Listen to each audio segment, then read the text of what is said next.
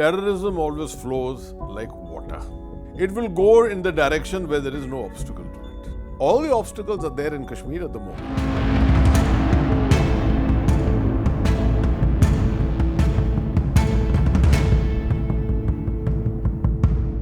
What has happened is after 5th of August 2019 in particular, we have gone after the networks, we have neutralized the networks, something which we didn't do for many years before that. We realized that terror was riding on the networks, and that's why we went into neutralizing them. Stone throwing came to an end. Then they realized that a better area was perhaps Jammu, where, as you yourself just admitted, there has been peace, relative peace from 2003, but greater peace after 2009, I would say. Formations have moved out. That always invariably happens after the threat recedes. You don't keep formations there, so formations have moved out. There were other threats which have emerged, like in Ladakh, so troops have gone there. The intelligence networks are not so strong comparatively because the threat is not there. And that is what Pakistan probably correctly read. The deep state in Pakistan, which is, a very layered deep state. Different people take different decisions in Pakistan. They decided perhaps that this is the place to test the waters.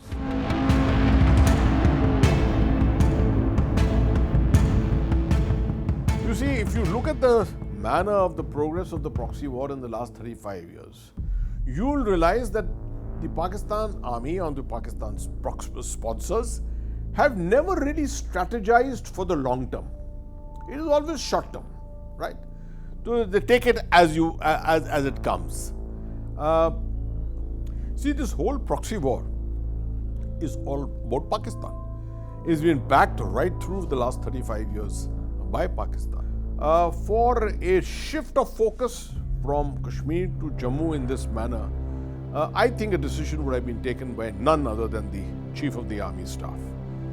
As to the kind of weapons which have been used, this area is now flush with M4 rifles, for example. 6 lakh, I think, rifles were left behind by the American armed forces, ostensibly to be used by the Afghan National Army, which lasted 15 days, as you're aware. So much of this weaponry is in the area. There are sniper rifles, there are other weapons of consequence as such. Many of them have been used against the Indian Army.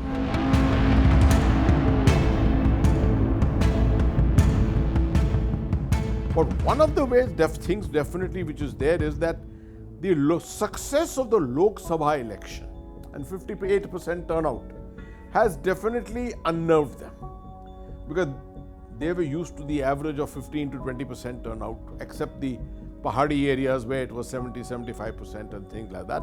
15% turnout was a very, very normal thing in the valley floor areas. So that has unnerved them. And they don't want to see a huge turnout for the Jammu and Kashmir assembly election. So if they can put off the assembly election to a great extent, it will be a tactical victory for them.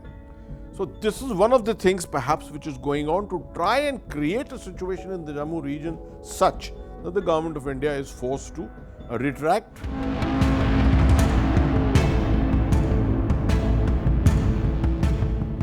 Because the moment you see this kind of a thing, you know that obviously one front which was being closed, the western front, seems to have reopened, while the northern front is still very much open.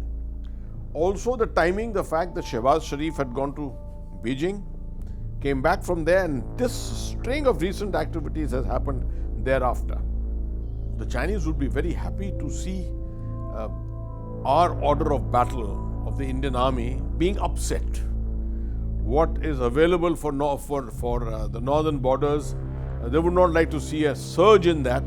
They would like to see the commitment of those forces to the Western Front.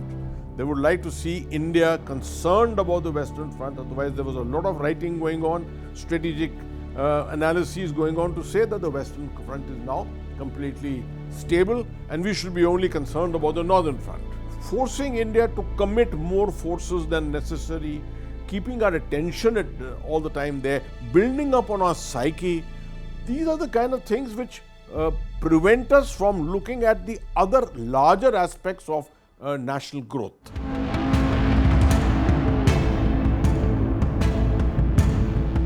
as I told you, Pakistan's plans are also not long term.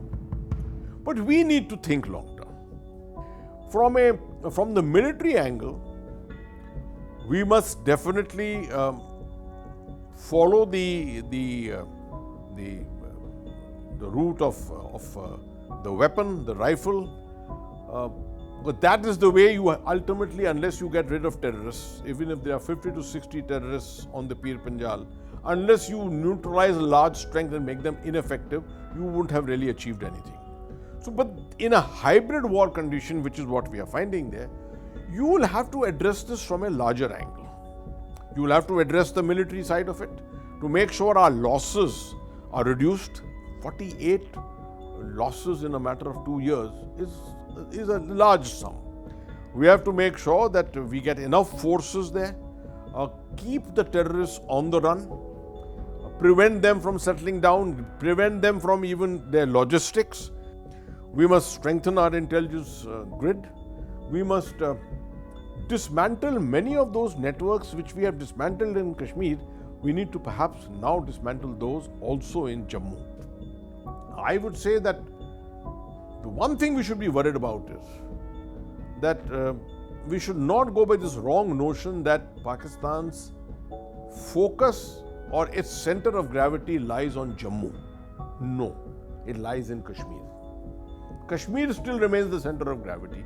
This is a matter of convenience that it is targeting Jammu because the capability at this time, they found the weakness there. Ultimately, they will all want to switch back to Kashmir. So we must make sure that while addressing Jammu, we don't lose focus of Kashmir.